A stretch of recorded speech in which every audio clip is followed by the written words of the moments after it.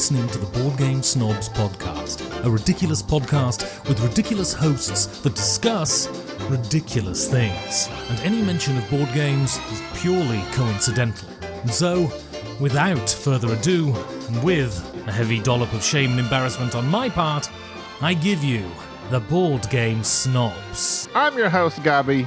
With me today, guest co-host, Mike Dilisio. Mike, welcome to the show.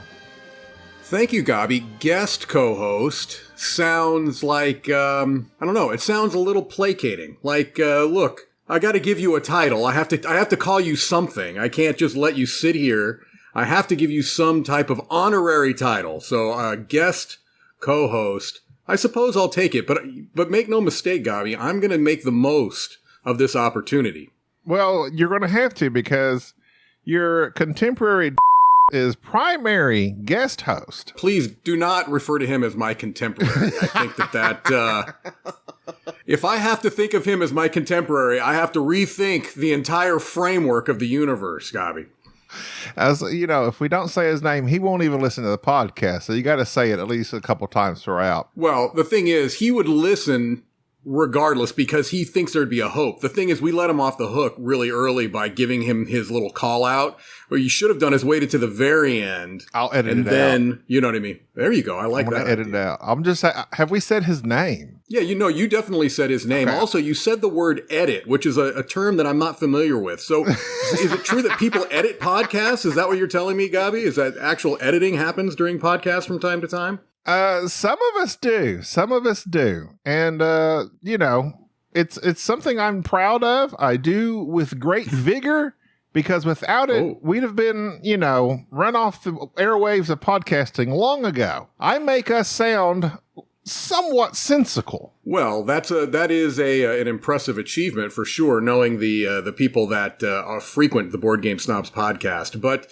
I'm used to, generally speaking, by the time that I've kind of unplugged the microphone, powered down the computer, usually at that point, it's already gone up live, the show that we just recorded. So Dan is let's just say editing is not his number one favorite thing to do. But Gaby, I'm thrilled to be on a professional podcast. I'm feeling like I'm in the big leagues now. Well, it might be the fact that y'all don't have to edit as much. So it's like, I mean, who is the better podcast? The one that has a fantastic editor, or the podcast hosts that are so good at their job, they don't require that much editing. Wow, Gaby, this has been a mutual love fest, and I hope that I'm allowed to say that. I know this is a family-friendly show.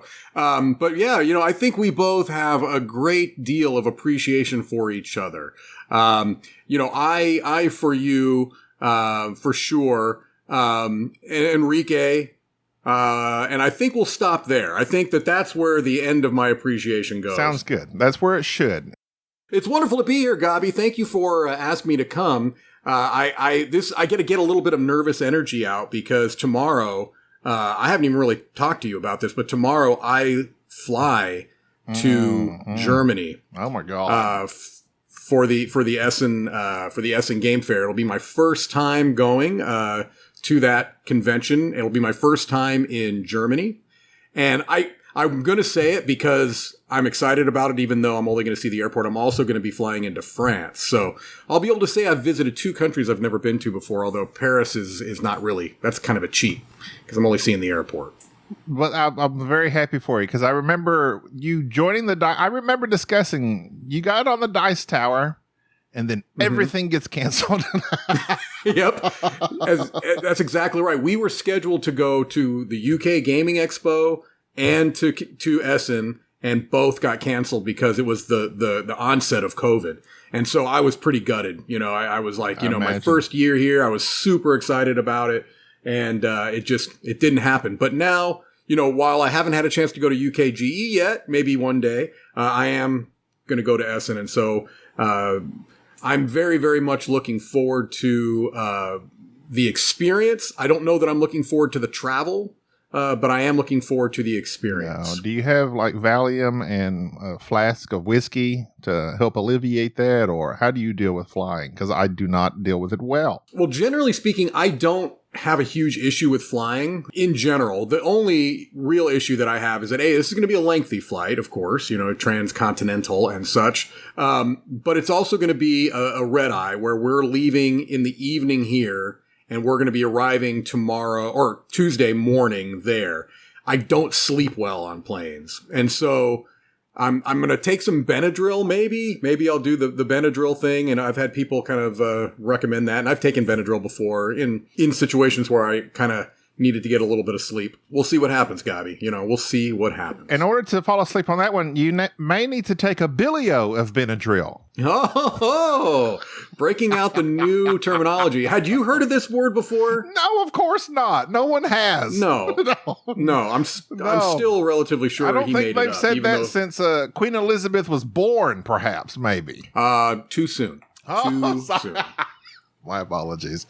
So his Dice Tower, have they taken over the penthouse floor suite of a hotel there? Or where are you going to be staying in Essen? No. I don't know exactly, but the place that I'll be staying is a few, I believe, subway stops away from the convention hall. So we're not staying at one of the hotels that are directly connected to it. So we'll probably end up taking the train in every morning, but I'm not too worried about that. That part is cool because that's one of the things that I'm looking forward to is kind of getting a sense for what the country is like. And as weird as it sounds, transportation is something that's interesting to me. Like when I was in the UK, I was super excited to go on the tube and go on their bus system and stuff I don't know. I think that's neat, but I've never, claimed to be an interesting person, Gaby.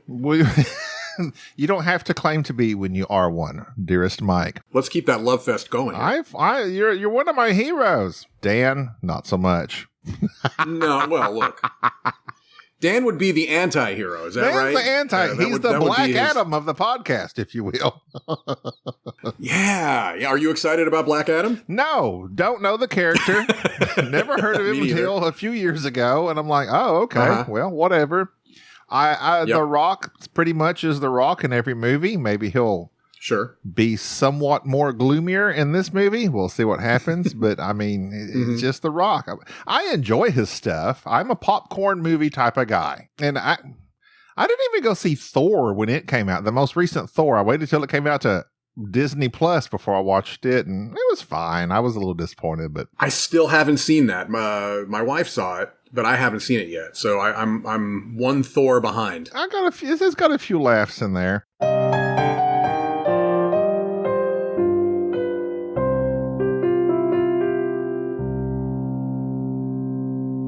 You're in Miami, and as I mentioned previously before, I have a relative that we just visited. So they're in Miami too. Y'all just dealt with a bilio of rain down there, right? we did. But I and the rest of the Dice Tower crew were remarkably lucky in that Hurricane Ian was pretty well northwest of us. And so while we dealt with a little bit of the outer band issue where, rainy and windy, and the biggest inconvenience, and it was only that, really was a bit of flooding. Whereas, there's some pretty widespread destruction, on the west Gulf Coast of Florida. And so, obviously thoughts go out to all those people that are dealing with that. But luckily we didn't really have any real issues. So it just missed y'all. I haven't dealt with it really did. I haven't dealt with anything dead on since I've lived here. So, well, that's good for you. Unfortunate for the West Coast. It is. And from what I'm not even going to say because I don't know well enough, but I thought I had heard somewhere that the Gulf side doesn't tend to get hit as often, but maybe I'm completely out of I could be completely wrong on that. Cause I do know, I remember it seems like doesn't it always seem like it's Louisiana that gets really, really badly hit, and sometimes the panhandle of Florida. But yeah, I don't know. I'm not a meteorologist, Gaby, although I play one on TV. I'm glad you're safe. Everyone else, I don't know. I don't watch the news because it's all bad. It's all bad news. It is, and it's interesting you say that. There was a time period, let's say that it was basically in the height of COVID, where I was finding myself watching the news every morning before I would go into work. And I finally just came to the conclusion that was not a good idea. That's a bad idea. I'm not joking at all. I was getting into a routine where I would wake up, get my coffee, shower, put on the news right before I go into work, and it would put me into this anxiety spiral right before I would go into work, which is not a good headspace to be.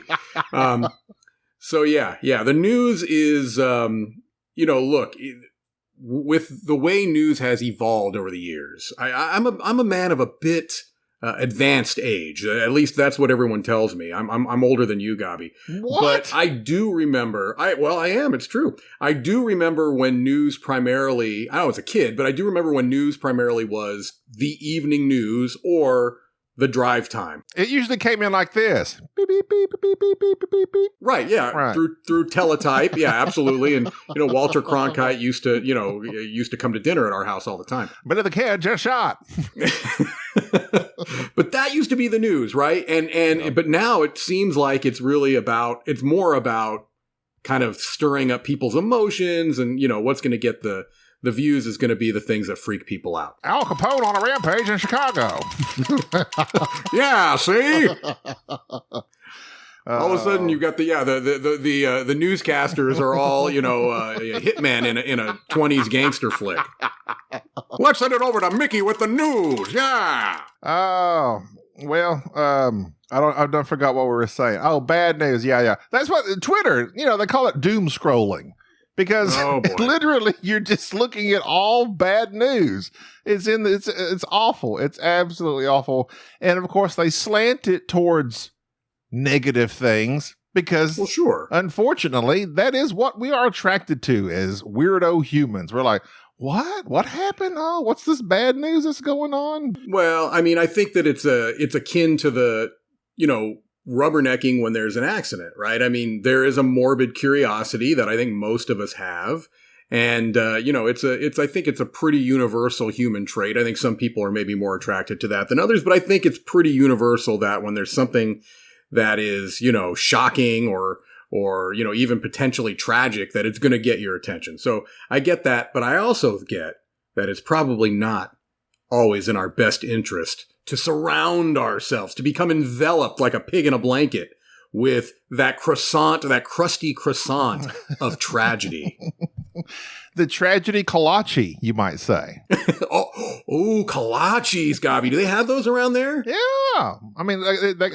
It's kolache. They say kolache at the donut store here, but it's like pig in a blanket, the same thing as some people call it, I suppose. I had never heard of a kolache. No, yeah, sometimes it's a sausage, or I don't know what you want to call it.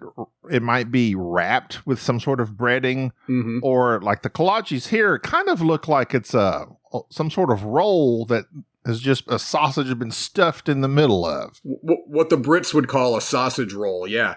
I had never heard of a kolache until maybe, 6 years ago when I was living in Indiana still. There was a place called the Kolache Factory. And I had no idea what it was. And I don't know if I asked somebody or if I looked it up just out of curiosity. And at this place, they sold both savory and sweet kolaches, Gaby. Both savory and sweet. So they were almost like, kind of like you said. But I saw some in different shapes. Some of them looked almost more like turnovers or popovers. Some of them looked a little bit more like the pig in a blanket type of a thing. But yeah, there was all kinds of different types there. And they were delicious. I tried several of them. It's my kryptonite. Many things are my kryptonite. If Superman had as many types of kryptonite as I did, he'd be dead a long time ago. I saw your post from the state fair. So you were surrounded by delectable goodies there, weren't you? Turkey legs, upwards of $15 for a turkey leg. $15 for a singular turkey leg. How much does it cost to buy an entire turkey? Probably not. I don't know. It's got to be what, $8? $8 for a turkey nowadays? Isn't that what they're going for? Go to Walmart, I'm sure. Now, I don't know. I'm out of touch with the animal itself because, fortunately, I don't know a whole lot about turkeys. But I do know about cheeseburgers, and I had a cheeseburger Okay. there as well, and it was upwards of $12 to get a cheeseburger. It's ridiculous prices. But if you go to the fair, you go in knowing, you know what? I'm going to get messed around on all these prices. I know that. So let me go to the ATM, take out a small loan, and go in to buy a fried Twinkie and a turkey leg and $50 lighter. There you go. Well, luckily, I'm sure there were no fees charged at the ATM at the state fair. No. I'm sure that there were no carnies that were getting your PIN code. Gaby, I don't mean to shame you here, but if you're going to go to a state fair, I love a good cheeseburger as much as the next guy. Make no mistake. I do love a good cheeseburger, but if I'm going to a state fair, I'm not eating a cheeseburger. I'm getting something really just completely off the rails. Well, this was the local county fair. Oh, God, it wasn't the state fair. It was not the State Fair of Texas. The State Fair of Texas, I will not pay them prices. It's $20-something just to park. It's outlandish. The last time I was there, it's insane. And you walk around and you look at the shortest horse in the world and you're like, I paid $50 for this and a fried Twinkie. I don't do. I've been once to the State Fair of Texas. I was not impressed. I did not ride the gigantic Ferris wheel that they brag about. I don't know if it's like the size of the Eye in London, but it's huge. It's huge. I have no interest in getting up there.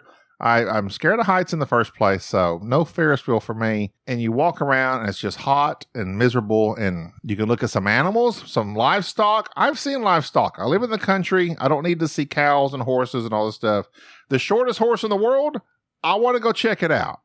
And you know what? Sure. It's not that short. It's still not that impressive. It's still not worth the $50. It's still not worth the $50. But, you know, some people say you got to experience it once. Then you go into those halls where they're selling everything. That's somewhat, you know, you might find something there that's interesting, but I'm not a fair person. Yeah, and then you've got all of the very, very dodgy rides, which you can tell were put up under the influence of several illegal substances, being run by people who have very little interest in the safety and security of anybody there. Yeah, it's the fair. I think it's something that, you know, if I never go to another fair, I'd be okay. I've been to several throughout my life, but I'm not itching to go to the state fair. If that's, I don't even know where the state fair is in Florida, for that matter. I'm assuming it's nowhere near us. Yeah. So the state fair. Why am I laughing? I don't know. No edit points here. The State Fair of Texas. Not a fan. I've experienced it. I'm good to go. Six Flags, don't care for that either. You know, you get to a point when you're old and morbidly obese, most rides aren't for you. So you may experience some of that, Mike, but you're a trim fit man, so you could ride some of these rides. I don't know about all that. I just remembered what I was going to say.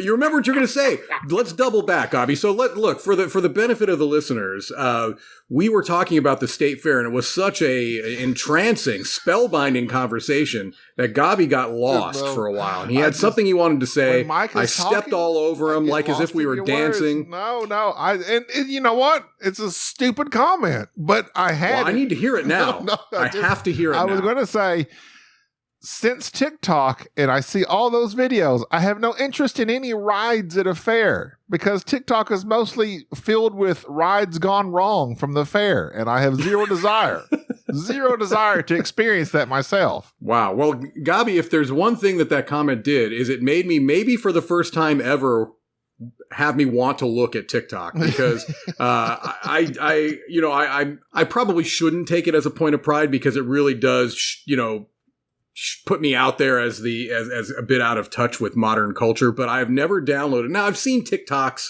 on other platforms, right? Because they get transferred over to Facebook and Twitter and such, and I've seen them there, but I've never actually downloaded the TikTok app. But if 80 to 90% of it is fair rides gone wrong, I may need to investigate this, Gaby. That could be a whole new entertainment channel for me. Of course, being said, as long as nobody gets seriously hurt, as long as it's only at the level of America's Funniest Home Videos where people are, frequently taking tennis balls into the groin and,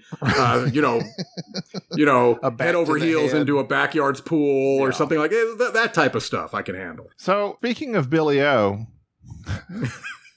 if I was like, I should save this for when I have one of our British fellow podcasters on, but it's two Americans. I have a British man as my primary guest host. You have a British man as your normal co-host. Correct. This is from goodhousekeeping.com. The 40 quirkiest British slang words every American should know. So here's a test for you, Dan. 40 of them? There are 40 Okay, according to Good Housekeeping. The first one mentioned is Bagsy. Have you ever heard of Bagsy? Bagsy. Gaby, I want to say that I've heard this term before, but I cannot define it for you. Bagsy. The example it gives is we're fixing to take a ride in the car, and one of your British mates says, Bagsy! Okay, well then I don't know what it is.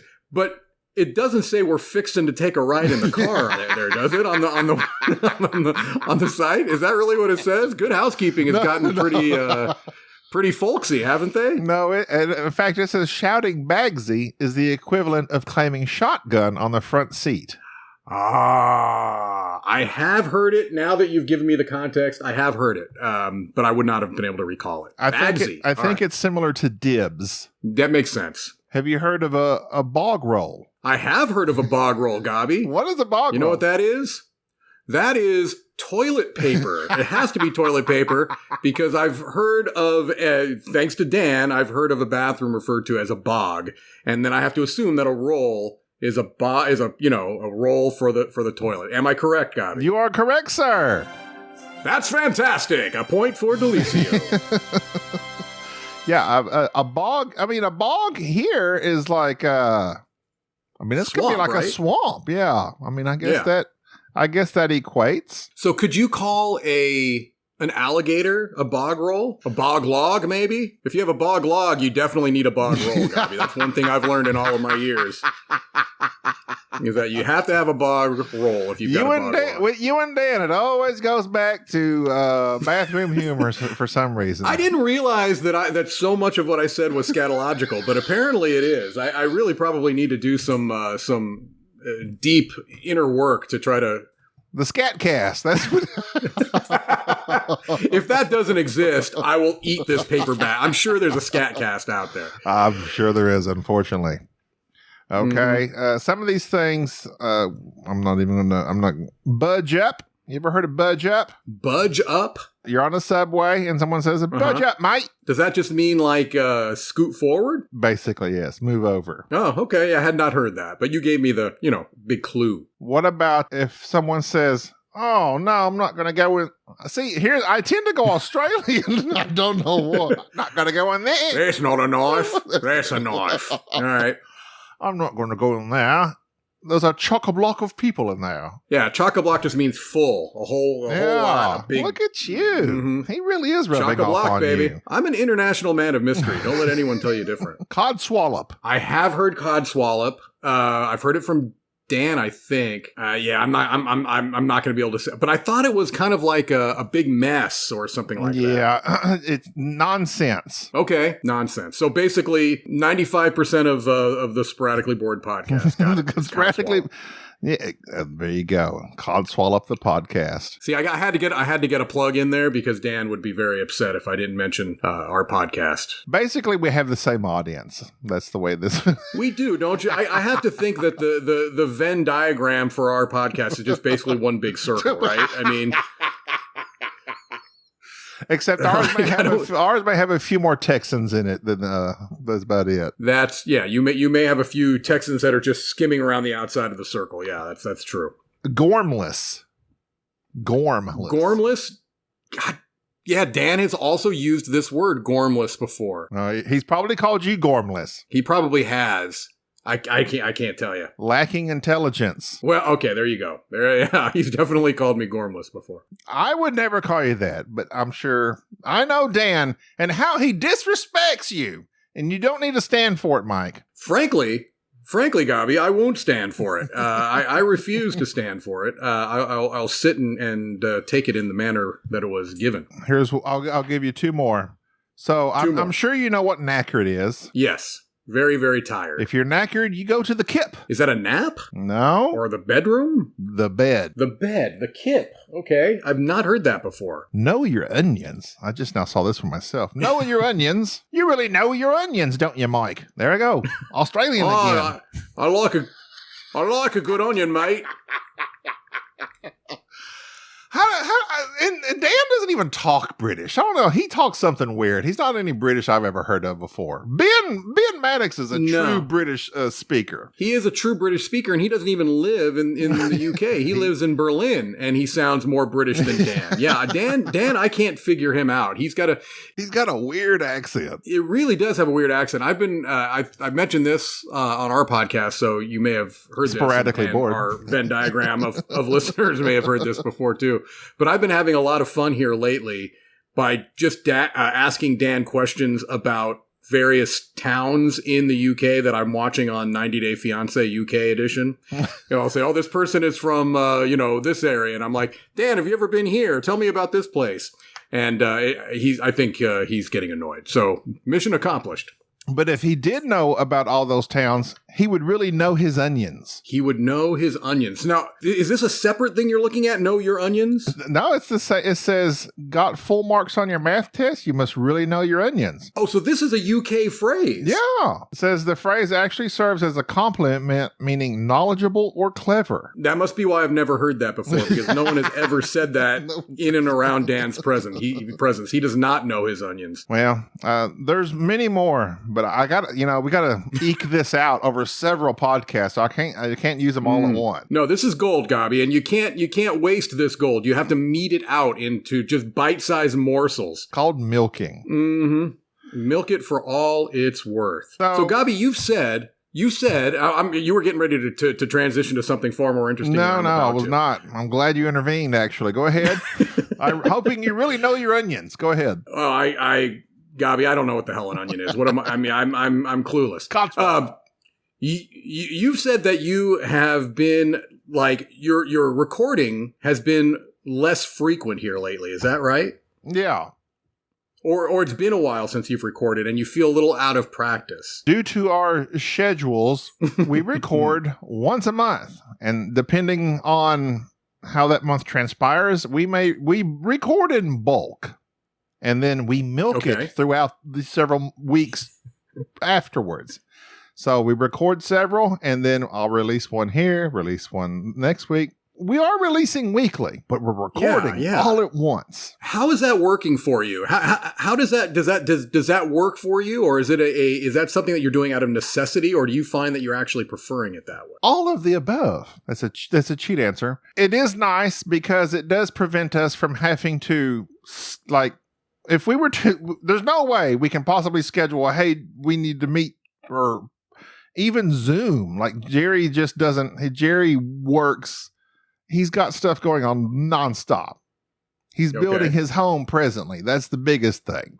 He's moving out this weekend. His home's not fully built, so he's going to be out of pocket, living in, a temporary abode until then. So blah, blah, blah. So he's been doing that for like the past 6 months to a year. I don't know when he started. I don't ask him questions about his personal life. It's only board gaming related here. Sure. But he's been doing that plus his job. Me, I'm more free, but even now, like we're usually doing stuff on the weekends. So me and Jerry have our first Friday of the month scheduled. That's when we play a couple of games and we spend most of the time podcasting. It also kind of stinks because when we had more time, we could spend like just a full day just playing games. Now we have to squeeze in, all right, let's play a few games that we can talk about. But then we have to we need to start recording or else we're not going to have any podcasts. So we record, and that's oftentimes the shortness of our podcast. A 30-minute podcast is about what you're going to get from if we go an hour, that's a special day, or we just have something to talk about. But we record several all at once. At least 3. We try to do at least 3.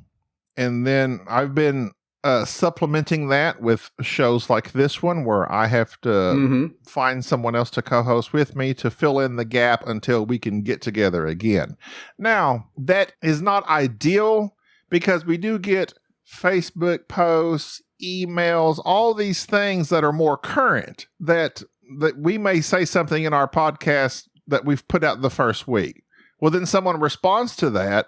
Well, we don't get to it till a month or so later. Or anything in board gaming, which we're not really a board gaming news podcast, but if something happens that people are talking about, it's hard for us to stay really current on anything. But that's just the way we have to record. We just get together, record, and somewhere in between there, if we get some emails that give us something to talk about, we always try to read those emails at some point in a future recording. But it is very difficult to keep current on things. That's the only negative I would say.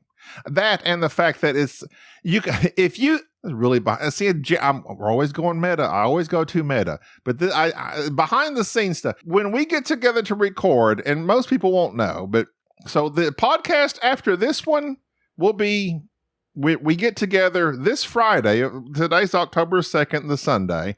We're going to get together this Friday, October 7th. Good Lord willing, the creeks don't rise, and Jerry's able to come, and we can get together. That the first podcast we record, I personally feel is always our worst of the batch. It's just, you haven't gotten to your groove. Yeah, you got to get in our groove of our going back and forth. Our second and third or whatever after that, you can tell we're in our groove. I can tell, especially as an editor. But sure, yeah, if you listen to the first podcast for the batch, that's the worst one.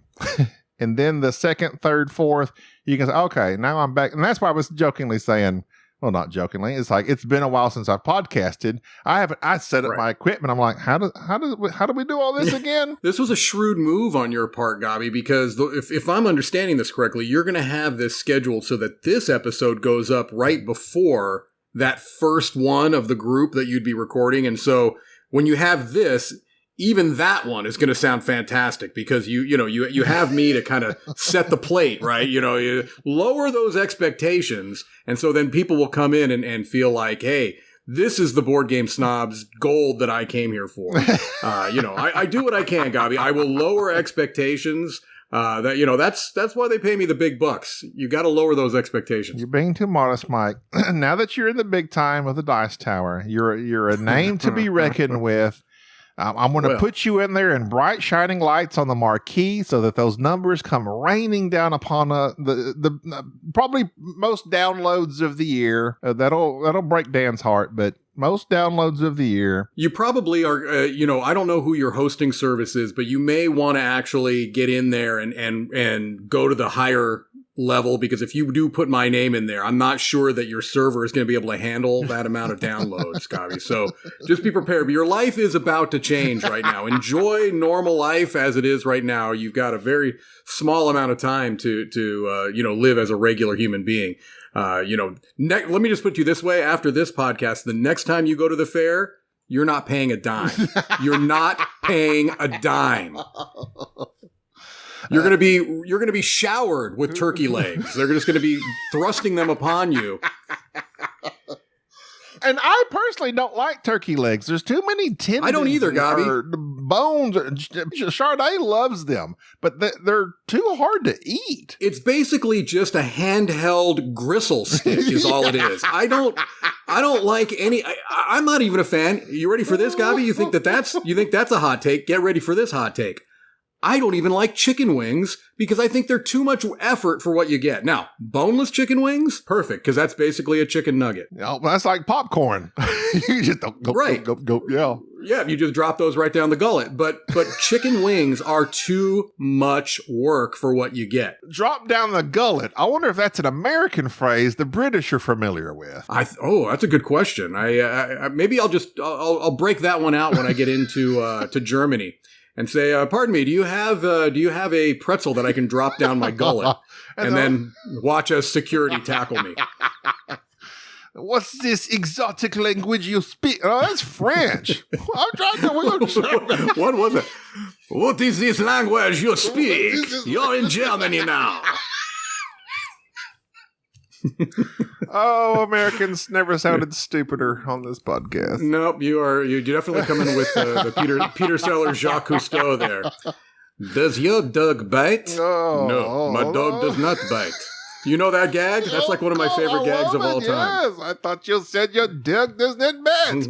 I did. That is not my dog. Here, doggy. I was like, do you have a rim? A what? A rim? A rim. Yeah, that's good stuff. We are over 40 minutes into this, and I'm extremely proud of us. We have not talked about a single game, Gaby. We have not talked about a single game. And you ployed me here by saying that we were going to talk about party games. And let me tell you, if there's one aspect of my board gaming knowledge that I am very confident in, it is party games. I'm being very sarcastic. I used to almost never play party games, Gaby, but I have found that since I've worked at the Dice Tower, I've grown, and I've mentioned this before, I've grown a new appreciation for party games. I didn't know if you wanted to transition into that, but I kind of pushed us kicking and screaming through the door. I'm finding unless I'm gaming with Jerry, party games is about all I'm able to get in. As part of this discussion, when you first get into board gaming, when you discover Catan and then Ticket to Ride, Carcassonne, then you start snowballing into the more and more and more and deeper and deeper and deeper into hobby board gaming. You're thrilled about it and you want others to join you. I've tried to do that with my wife over the past 20 years. She has resisted mightily. She has zero interest. But yet I kept buying games thinking, maybe she'll like this one.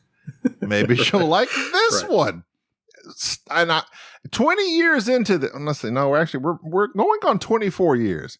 I finally discovered, not of gaming. Actually, I think the first time I played Catan was roughly 10 years ago when I really discovered this side of board gaming. And I'm just now realizing, you know what? Stop it. She doesn't care. Yes. She does enjoy. Last night, to get into it, we played Time's Up with a large group of people. Okay. Non-board gamers, just a group of people. And I was like, it's basically Taboo or Password, but here's the, little caveats to it. A resounding success. Yeah. And that's what she enjoys. She does enjoy Coup. She enjoys that one a little bit. So that's not quite as party game. That's a little more, into the gaming side.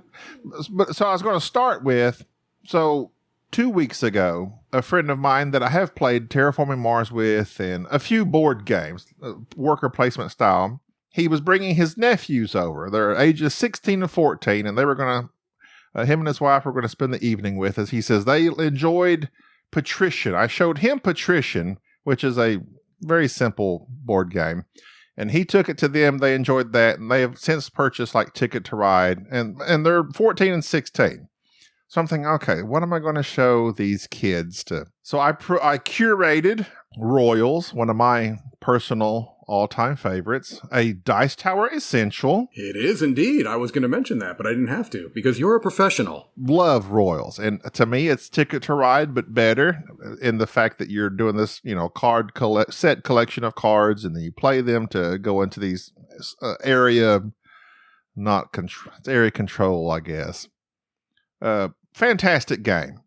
Every time I've brought this out to people that aren't familiar with board games, they grasp it quickly and it's super simple to play. They love that. I was like, well, what about some sort of like push your luck? I have Port Royal. They liked that. It was a good one. But their tendency is they want to learn about board games. So they liked, the only one that may have been a little bit more gamier was I showed them Cryptid. They really enjoyed Cryptid. It's something they'd never seen nothing like that before. They found it really interesting. It was pretty, the 14-year-old, I was like, this specific set of rules is yours. yours alone. This is all you need to ignore everything else in this pamphlet. Right. This is your sentence. He moved that cube 5 times before he finally got it to where it's supposed to be. So that was a little more difficult for him to grasp, but he finally did get it. And then we played Skull, just the coaster game, Oh, yeah. Love Skull, man. Skull's one of my all-time favorites. So I was like, well, here's Royals being kind of a little bit more of a card game, a game. Port Royals, simple card bluffing game. Cryptid probably was the heaviest, obviously. And then Skull was just a fun bluffing game. I really wanted to show them High Society because I love that one and I wanted to see how they'd like that, but I could not freaking find it, but I don't know where it went. But even at that, and my wife will play Royals, but it's not, she'll play it if she has to. If I have a group and we need another person to play. But mostly for her, it is the time's up style of game, the code name style, the big party games where everyone's playing the same game, And that's perfectly valid. I think what my issue was when I had a bit of an aversion to party games, it was only because I just don't think that the groups that I was playing games with really enjoyed party games. And so honestly, you're not going to play a party game in a small group. You're not going to, generally you're not going to play party games with, 2 people. You're definitely not going to play a solo party game, right? So the groups that I was gaming with generally shied away. Now, not completely. Every so often, if some new, like when Codenames came out, of course, we played Codenames and we played Coup and, because that's if you broaden the definition of what a party game could be, sure, I think you can put those in that same general, category. So we played those types of things. Even something, this is really kind of stretching it, but even something like Love Letter, I think you can almost look at in that way. You know what I mean? And we played that. But, a lot of times we talk about when you're, a hobby gamer, you go through these kind of, I don't know what you'd call them. You go through these stages, I suppose. And, so you have like this acquisition stage where you're buying everything and then you realize you can't play everything. So you have to call. But I also think that there are stages of the types of games that you want to play. So, relatively early on, I got into the more mid-weight Euros. I mean, that was the stuff that was blowing my mind. I didn't know games could do this. And so I was getting really, really caught up in those.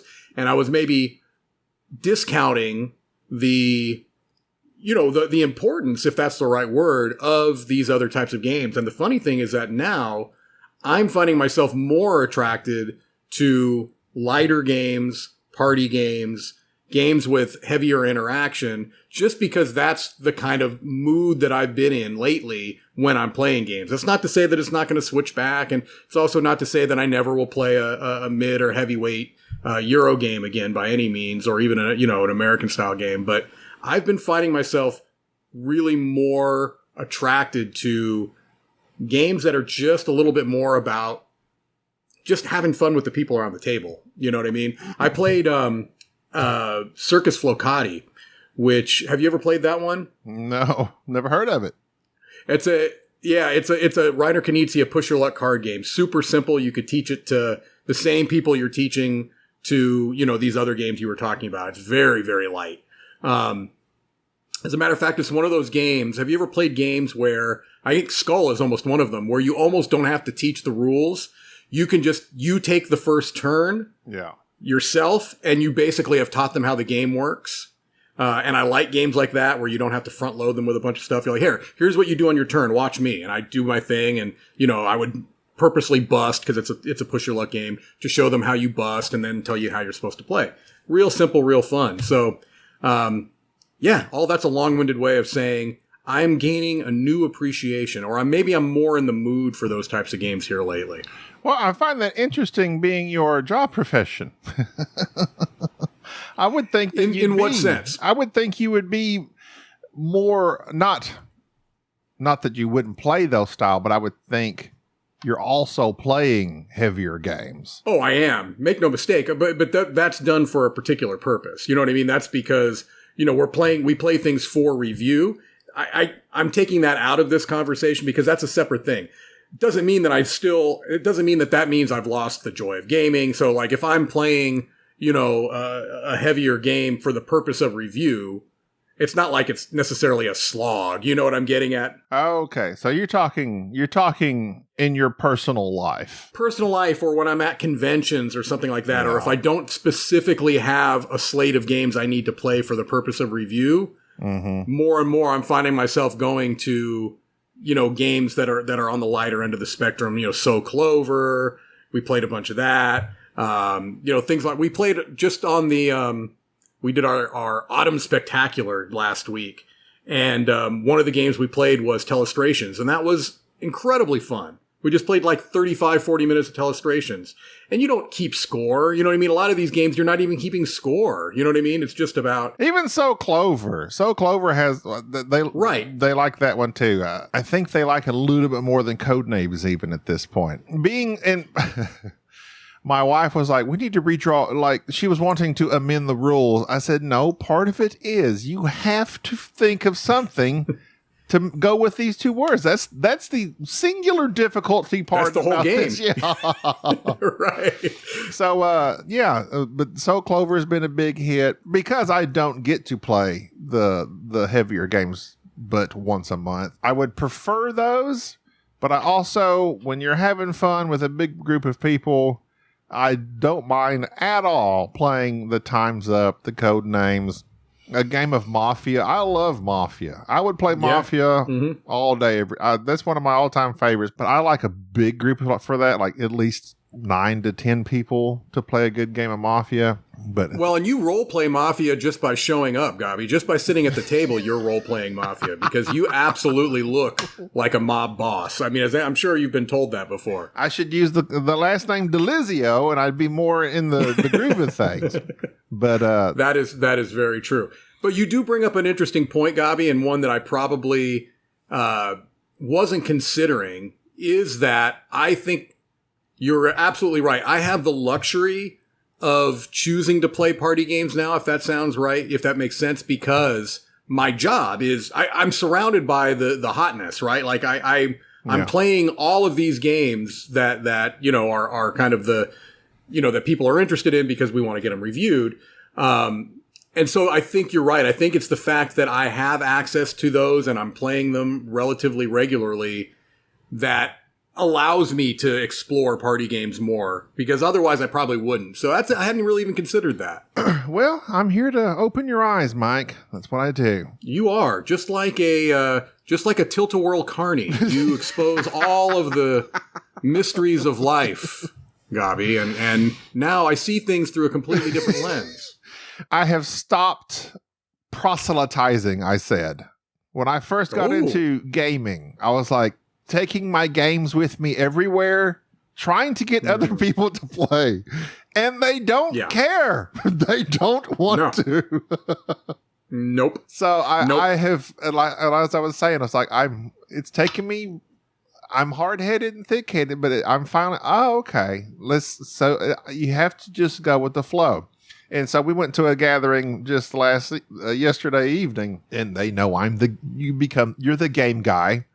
Sure. Yep. So they're like,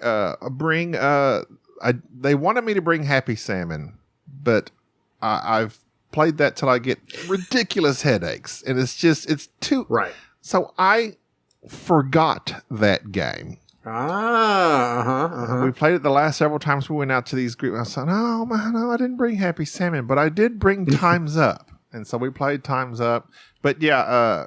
If there's a big group and they're like, bring something we can all, and it's not a situation where, okay, us 4 will play this game, you 3 play that game, and, that's not going to happen. This isn't a game group. It's a casual group of friends that want to do something together. So, therefore, it's a Time's Up. Telestrations is also usually, it's never gone badly. The only thing with Pictionary is you get the people that are, I can't draw. I'm like, that's the point of Pictionary. That's the whole point, yeah. Well, there's this new game, the Doodle Dash game, where that one, it's like, you're almost, because there's a speed element, you kind of lose that whole worry about, I don't draw well. You know what I mean? Because it's not really about drawing well, it's about drawing quickly. You know what I mean? So that kind of alleviates some of that stuff. But yeah, and it was Time's Up is so fun. I love the evolution of the rounds and what just the meta, the meta. Yeah, it's like this one simple gesture. People know that this is the devil don't play the fiddle down in Georgia, you know, whatever it is. It's just ridiculous. Right. And it's so funny to just see how you can narrow this song title that is 8 words long down into one simple gesture and people know what it is. So it was just, it's really good fun. Some people say that's what gaming's all about, is enjoying time with your friends. Some people say that the gormless ones, the gormless ones say that. Gormless. That's how you're supposed to say it. Gormless. You know what? We're well into an hour. This is like 4 episodes of the Board Game Snobs normal show. So chop this up, baby. Chop it up and turn it into about 7 or 8. You know what I mean? I've got no problem with that, right? Yes, that's right. You can get those huge download numbers multiplied 7-8 times, Gaby. The 4-part miniseries. I'll just title it Dilisio. I like that. Yeah, because people now are used to the limited series, right? Because of all the things that you see on. Call this a limited series, and then just meet it out in small chunks. And then the people, as things go on, the numbers will just explode. And so, like, one portion of this show will be entirely British slang terms. Like a typical episode of Sporadically Bored, actually, yeah. That's going to do it for this episode, Mike. Thanks for bailing me out as my co-host. Gaby, it was my distinct pleasure. I appreciate it. Last time we had you on here, I looked, it was September 2020. It's been far too long. Are you kidding me? 2020, yes. Well, now I feel slighted. I was feeling good going into this, and now it's been it's been over 2 years. That's how fast time goes. That's how fast it doesn't feel fast to me. I mean, that's ridiculous, Gaby, but all right, I guess. Well, we'll make up for it in the future. Look, I guess you just don't want the numbers, is what you're saying right now. You just don't want the adoration. All right, well, look, I tried, Gaby. We prefer to fly under the radar, Mike. That's where we're most comfortable. All right, well, you can find Mike. Do you have anything to say? I mean, everyone knows, like we said, this one big circle of a diaphragm. Yeah. What did you say? What was the word? Yeah.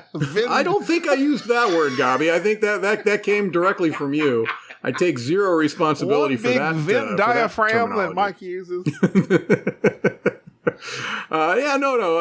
Sporadically Bored, Dice Tower, that's all I got. Do you do solo mode anymore? No, technically I don't. Well, I've still kept the page up.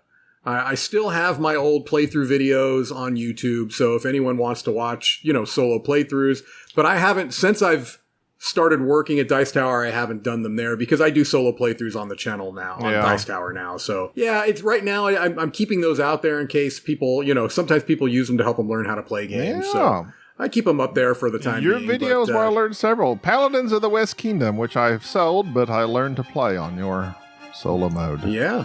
I've actually had a few people tell me that they've used that video because that can be a tough AI when you're first getting used to it. It is. Well, again, thank you for coming on, Mike. Thanks for listening. I'm Gaby. I'm Mike. We'll see you next time. Bye-bye. Thank you for tolerating this episode of the Board Game Snobs. Stay classy.